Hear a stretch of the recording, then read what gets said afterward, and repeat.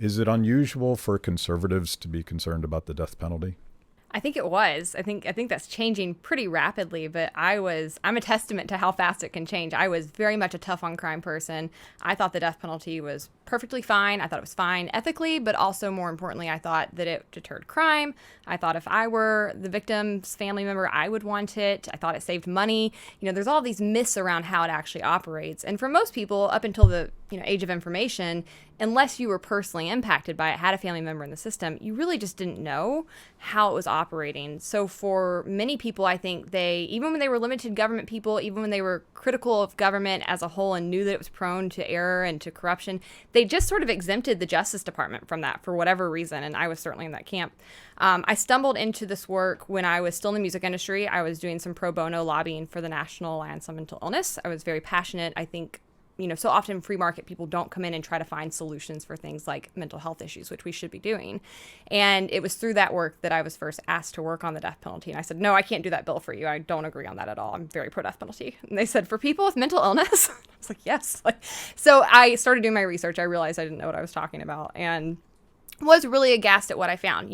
I say that support for the death penalty runs a mile wide and an inch deep because I think support can be knee-jerk high, but the minute I get in front of people and give a 5-minute spill even on exactly what's happening behind the scenes, or, just they get to see that through documentaries, through podcasts, what's actually happening in our justice system, they turn really fast. You've had one person exonerated in this country for every 9 executions.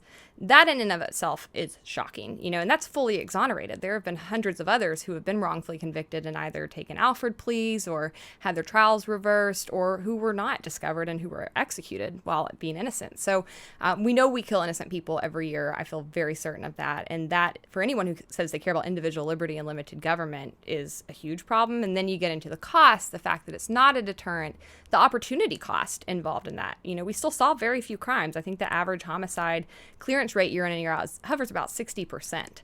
So that's 40% of murder victims who are getting absolutely no justice, no closure. And then as you move down into other violent crimes like rape, it's even lower statistically. So that's a huge amount of money that we're wasting on a system that really does nothing to make us safer. Yeah, I had the same knee-jerk reaction being pro-death penalty for a lot of years, and my change of heart happened when I actually sat as a juror in a attempted murder trial, and I realized just watching the process and that getting at truth, and like jurors didn't understand what the rules were, and the prosecutor wasn't really interested in educating them. The judge was horrible.